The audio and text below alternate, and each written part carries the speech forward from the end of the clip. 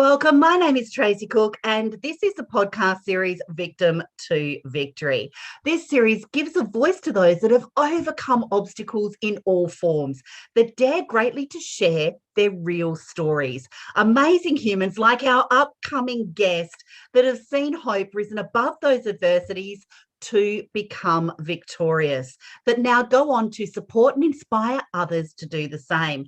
So please subscribe and comment to go into the monthly draw to win access to the Brand Your Story Academy podcast creator course and download our latest ebook, The Beginner's Guide to Monetizing Your Mic with Podcasting. Today, we are giving a voice to the inspiring, the empowering, and the thought leader, I'm going to say, because pre-show, I'm calling our up-and-coming guest, Jessica Rosario, a thought leader. Welcome to Victim to Victory. Tracy, thank you so much for having me. What a great intro. I'm so honored to be here. Thank you so much. Well, the pleasure is all ours today, Jessica, because I know that you are a #1 Amazon collaborative author. Congratulations. Thank you. And I also know how passionate you are, and you have such a heart for volunteering and such a heart for humanity and serving through the Action Church in Winter Park, a church that you call home as well. And you're also a business coach for an organisation. And I know that we're going to be delving into that a little bit as well. And I know that you've developed such a passion to help entrepreneurs really take control of their time and their mindset. And Jessica, you've created all of this from ground up, all on your own, which is absolutely amazing. I know that you co-own a full service janitorial commercial cleaning business with your husband and your business partner. You're wearing many hats like many women do. And I'm so interested to hear your story. I know our audience will connect with you on so many different levels because your story is relatable, but it's also unique and to you and your journey as well. And it's brought you to where you are today, where you're impacting communities, saving and changing lives as well. Jessica, where does your story start? Oh, gosh. Thank you so much, Tracy. And, sometimes you don't realize everything that you do until someone else kind of shares that brief, highlight and bio about you. So it's incredible what we get to do and what we choose to do every single day. So powerful, but thank you. My story begins in the corporate space. I spent 24 years in the corporate space in the banking industry, and I relocated from New York to Florida. And I had an opportunity at that point to either start something new or go back to the same old banking. And, banking felt safe. So I went back to it. And this was back in 2015. So one of the things that I discovered was that I was no longer passionate about what I was doing, because while I was living in New York, I developed a passion to help entrepreneurs. And that kind of became my side gig, my little, side hustle that I would help people out, set up their business and whatnot. And I didn't think that I had what it took at the time to really turn that into a business. But as time went on, the corporate space, I realized there was a misalignment with my values, really, more than anything else. And it was time for me to make a change. So in 2018, the hubby came home one day and he said, I think we should start a business. And I said, well, I'm a business coach, so why not? Sure, let's do it. And we started that side of the business first. All in. I was a business coach, but like I said, I was doing it really as a side hustle, wasn't my primary income or anything. And when we realized that business became really successful, this is pre-pandemic, of course, it was time for me to make a move. And I made my move December 13 of 2019, walked away from the corporate space with my head up high, and 6 weeks into it, we were hit by a pandemic. Wow. It's all timing sometimes, isn't it? Putting those roadblocks in our way just to see if we want it enough, right? Yes, for sure. And leaving a corporate environment, that must have been a really hard decision, because you said, it's safe. Hmm. Yeah, and it was, and it took a lot of thinking, a lot of planning. There's never the right time. That's one thing. There's never the right time. A lot of people say, well, I don't have enough of this, or I don't have enough of that to make it happen. And I just don't know that there is a perfect timing for that. This is something that you just have to know that you're ready. And I spent the year of 2019 manifesting and affirming what I wanted for 2020. And I am a big journaler, which we'll talk a little bit about that, which is what led to my book chapter. But in journaling every single day, I was affirming out loud, sometimes in tears. I refuse to be a W-2 employee for anyone other than myself in 2020. And I Mm-hmm. said that in 2019. My kids heard me yelling it at times. I cried. There were tears marks in my journal, because I knew that that's what I wanted. And I just didn't want to start the year with another W-2. So that's what I did. I walked away with a leap in faith. I don't want to say that I jumped in without knowing, but definitely taking that step in faith, knowing that there was something more for me. And I mean, it is a gut feeling. It is a women's intuition. It is a calling. Sometimes you just know this is no longer in alignment. It's no longer a fit for my values and my beliefs. And I know that there's something else out there for me. And I kind of have a direction, but I kind of am a little bit lost as well, because you're stepping into a new space, right? And Right. obviously December 13, it's pre-Christmas and things like that as Mhm, well. So that's always a challenging time. But like you said, mhm. never is a good time. But if things don't Right. change, things don't change. Was Mhm, that the way you were mhm. kind of feeling about it? Absolutely. I was feeling like I was confident enough to take the leap. I wasn't sure how it was going to look. I didn't know anything about, you know, uh, I knew how to help others start a business. I knew how to start a business, but how to really position myself to scale. I needed to do some work, but I was ready for it. I was open to it, and I knew that we could do this. If we made our first business successful, then I knew that it was just a matter of time, and also being surrounded by the right people. So that was really important. How important is it to have the right people? What would you describe as the right people Mhm, to mhm. surround yourself with? As a business coach myself, I'm a big believer that you have to hire a coach. Whether you can afford it or not, there are different ways that you can hire a coach, right? So you can either find someone that's in the volunteer space. Out here, there's plenty of nonprofit organizations that help others start and develop their business. There's pro bono coaches as well.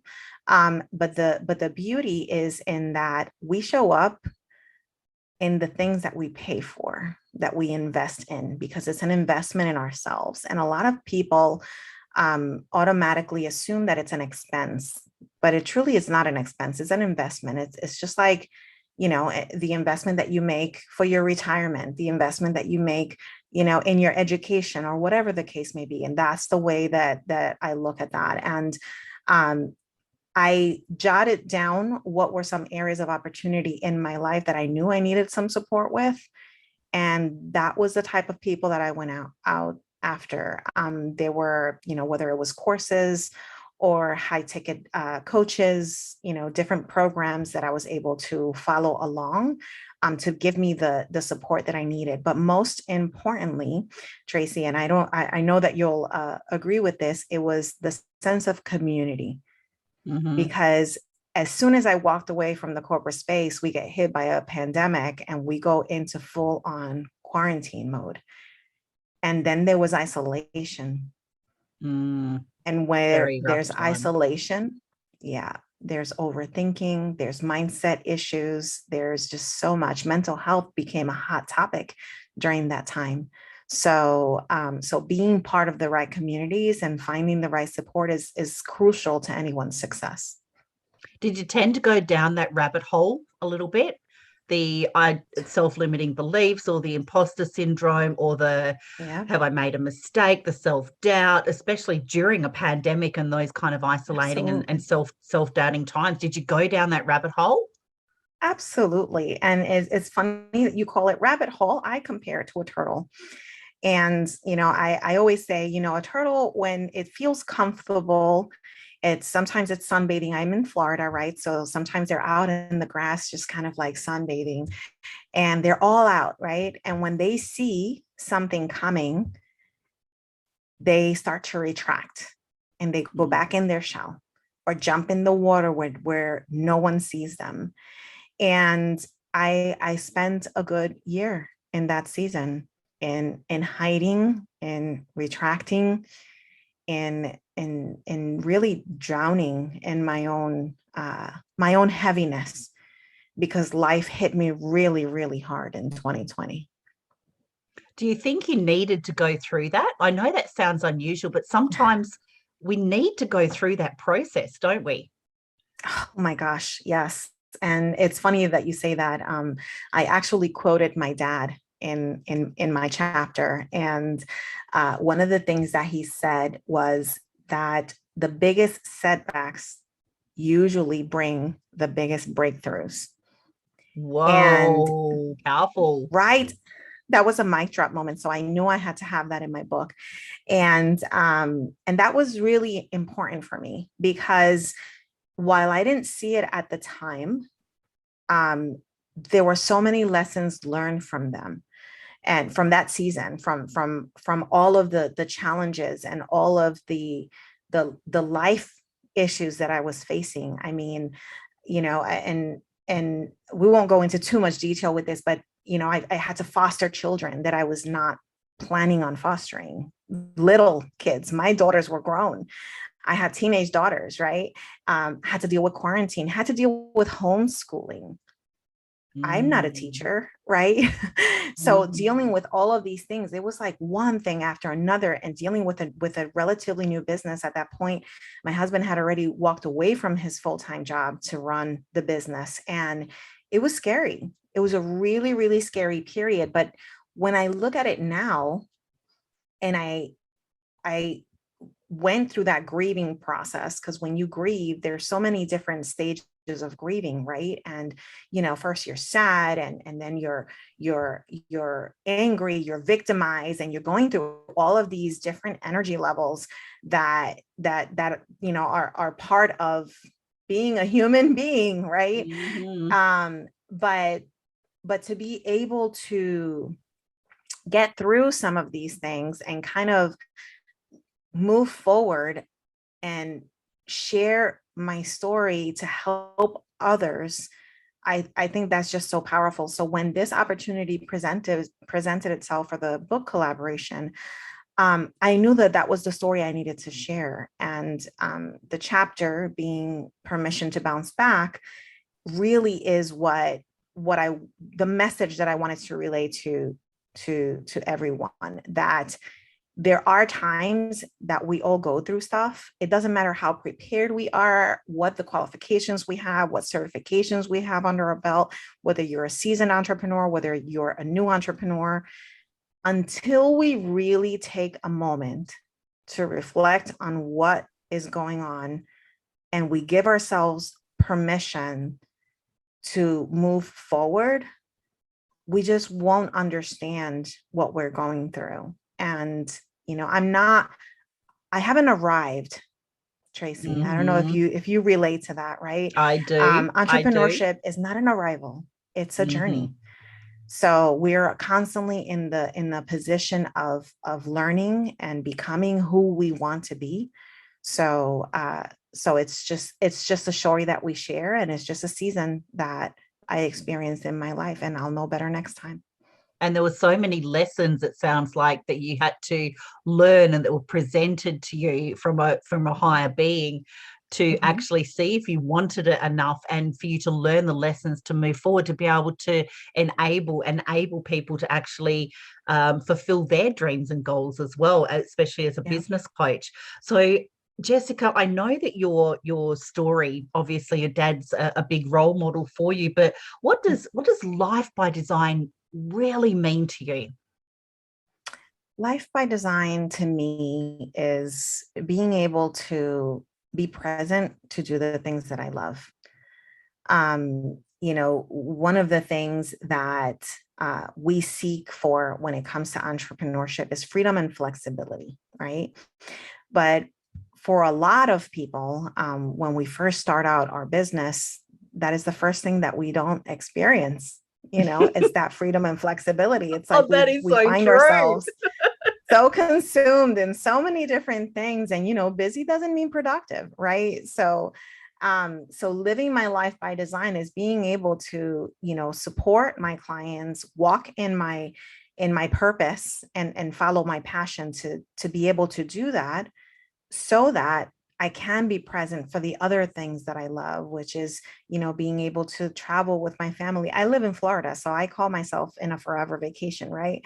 Oh, And yes. being able to do things that are important to me. I love what I get to do every single day, but life by design really is where you find that in entrepreneurship. I don't care how much you love your job.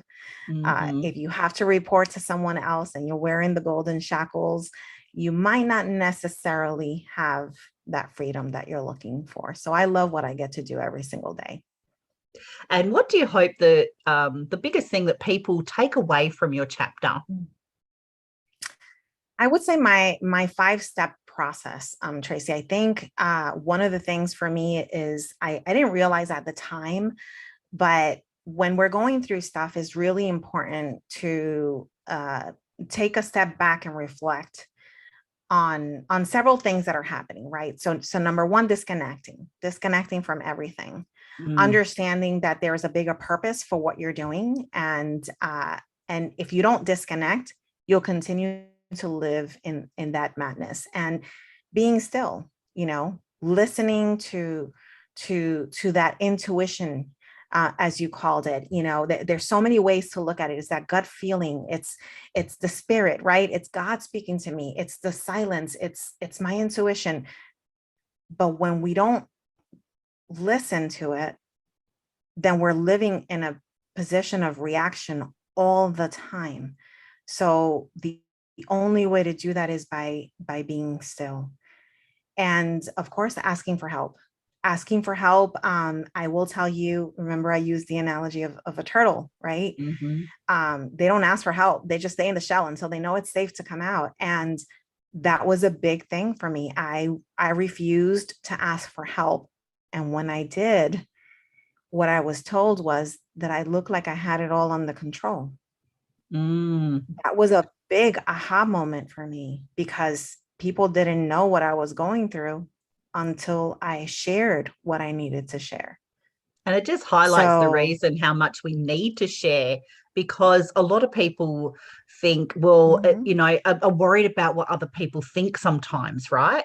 But mhm, I have this theory, Jessica, that if everyone is just raw and real and authentic, how yeah, freeing is that space for people just to accept you and meet you where you're at? yeah, And it's so hard because we do have that, what will my family think? What will my friends think? Because mhm, you don't want to present like that because you put so much time and money and effort into this thing. And then right, you don't want to look like a fool sometimes for some people, yeah, and it's really hard to really own that vulnerability, isn't it?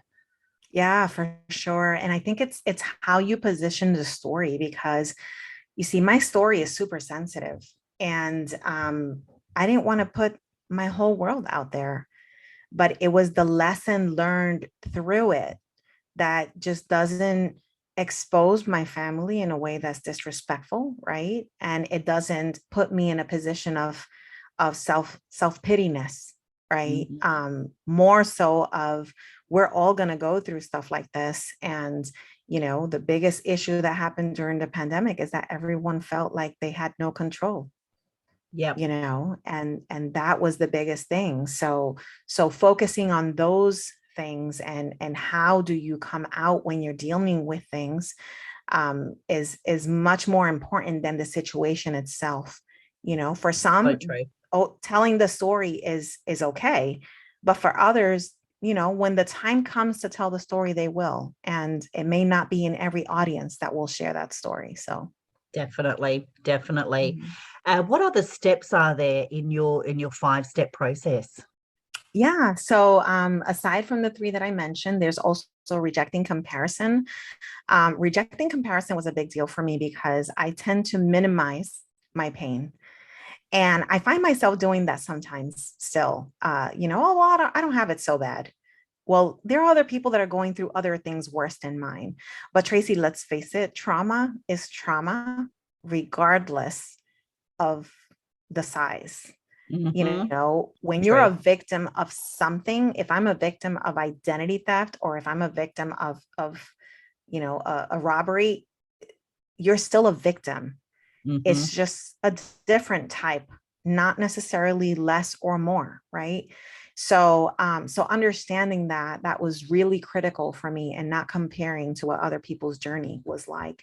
And also setting boundaries. Boundaries was a painful part of my healing process, because Mm-hmm. there were some things that I needed to tune out, and there were other boundaries that maybe I set with the wrong people, right? Because in the very Mm. beginning, you kind of like, you're setting boundaries all around you. The guards are up. You're putting walls around you to protect you, your family, and the people that matter the most. And sometimes when we do that, we impact the people that we love. So setting the right boundaries is my last step in the 5-step process. Sounds absolutely amazing. And do you share the 5-step process within your permission to bounce back chapter inside the Life by Design book as well? Yes, I do. Yeah, that's part of the chapter. Wonderful. And what is a key piece of advice that you could share on exactly how you overcome Mhm. that obstacle? Is that how you actually found your 5-step process? It was because you were Mhm. sitting in that space, and this is what came out of it? Yes. So I will tell you two things. One that's tangible, that people can apply really quickly. But the main thing, I'm a woman of faith, and the one thing that I realized was that God was present in every single thing, even though I didn't see it at that time. But I knew that was the only thing that brought me joy. And because it was the only thing that was bringing me joy, I needed to get closer and deeper. So that was one. And that led me to journaling. I'm a huge proponent of journaling. Anyone that has purchased the book has the opportunity to get a 20-page journaling guide as a freebie. So Wonderful. definitely they want to check that out. But journaling is what helped me get my thoughts from my head onto paper.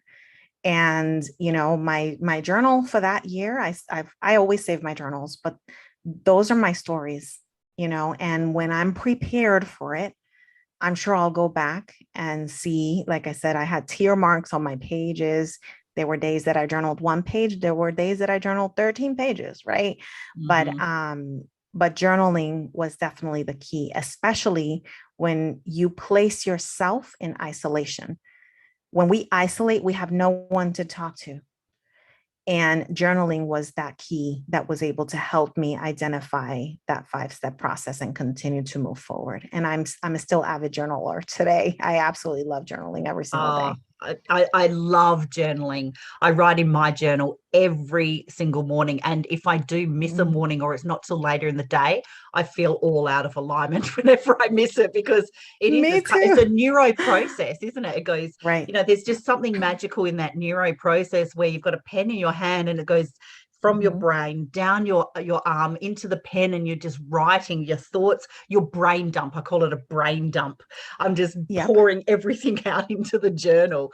Absolutely Yeah. wonderful. And how are you helping others now? And whereabouts can we actually connect with you? Yeah. So I absolutely love what I get to do every single day. I know I've said that before, but I'm a business coach and I help female online service providers really maximize their business so that they're able to do the things that they love, which is what I love to do, right? Why not? And I do this through accountability and productivity coaching. I do have a group coaching program that I'm launching in June. So super excited about that. But you can find me on jessrosario.com. You'll find more information there on my packages, my programs, as well as where to find me on social media, as well on all social media channels. So that's jessrosario.com. Fantastic. Life by Design, #1 Amazon bestseller, collaborative authors. Jessica Rosario is one of the amazing people inside of here. Not only her story, but everyone else's stories are so impactful on how you can create the business and life that you desire, your life by design. And that chapter again is permission to bounce back. Thank you very much for your time today. Thank you very much for being brave to share some insights into your story as well, Jess. And you're so appreciated here. We'll be sharing where to connect with you as well. And what message do you want to leave the audience with on today? Oh, well, thank you so much for having me, Tracy. First of all, this has been a great opportunity to share that story and hope that I can connect with others out there to know that, courage comes before confidence. And when we are going through the midst of the madness, we don't tend to see that. We lose confidence immediately and start to listen to all these limiting beliefs and all these gremlins that just start to take over our minds. But know that in order to overcome that, courage comes before confidence. And I know that you'll be able to overcome anything that comes your way if you just look at it that way. Courage comes before confidence. I know somebody needed to hear that today, Jess. So thank you very much. You can find the Victim to Victory podcast series on YouTube, Anchor, Spotify, and Apple. If you got value from today, we will be sharing where to connect with Jessica and where to actually get the Life by Design book produced by Kim Ward and GWN Publishing, Lil Bukowski as the actual promoter as well. So please subscribe and comment and go into our monthly draw to win access to our Brand Your Story Academy podcast creator course. And thank you very much for your time today. Let me leave you with a message of wear your story like a superhero cape and not an anchor. See you on the next episode.